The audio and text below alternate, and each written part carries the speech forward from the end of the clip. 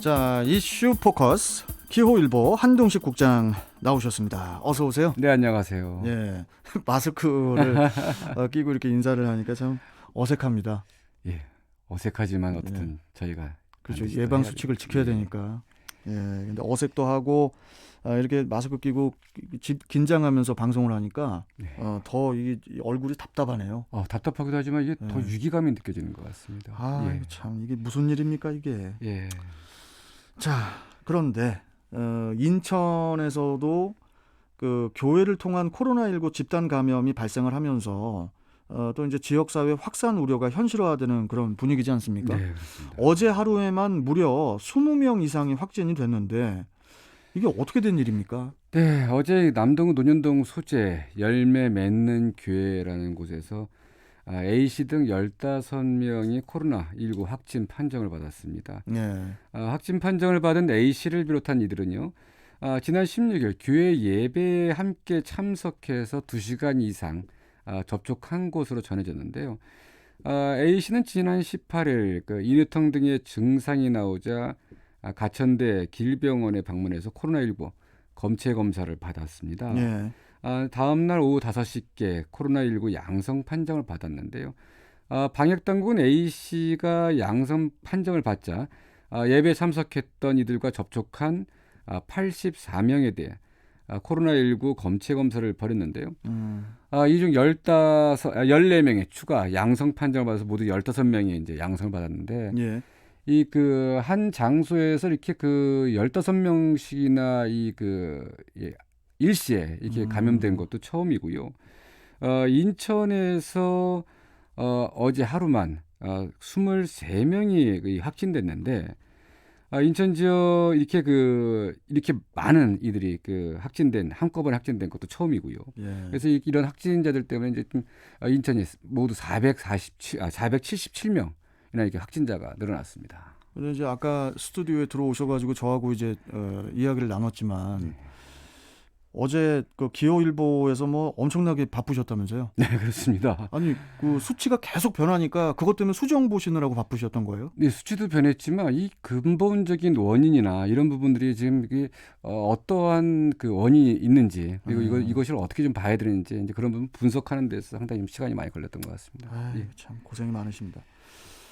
참 그런데 이제 이번에 확진된 이들이 감염 경로도 제대로 확인이 되지 않는 데다가 또 무증상 확진자도 많아서 그 지역 사회에 빠른 전파가 또 우려된다고 하는데 지금 얼마나 심각한 상황인가요? 네, 일단 그냥 말씀드리면 매우 심각한 상황이고요.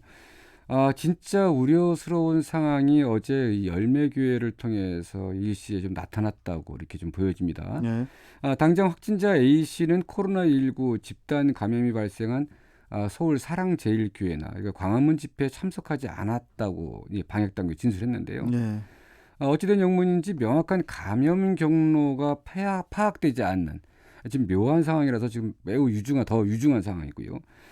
더구나 열매교회 집단 감염의 경우는요, 이제 고령 확진자가 속출했던 다른 교회와 달리요, 활동 반경이 넓은 비교적 젊은 층들이 이제 대거 확진되면서 젊은 층들도 우려가 커지고 있는데요. 네. 15명 중에 13명이 이제 모두 20, 30대이고요. 네. 학원 강사, 운전기사, 군무원, 자영업자 등 이제 직업 분포도가 다양하고 이런 직업 분포도를 볼 때 밀접 접촉자가 많다는 것을 좀 알 수 있는데요. 예.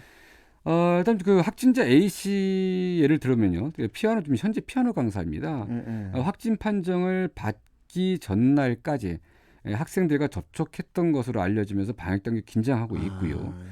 이 열매교회가 입주한 이 세종프라자라는 이 건물에는요, 이 태권도 학원과 피트니스 센터 그리고 이런 다중 이용 시설이 16개나 입주해 있어서 추가 감염도 매우 우려스러운 이게 상황인데요. 네.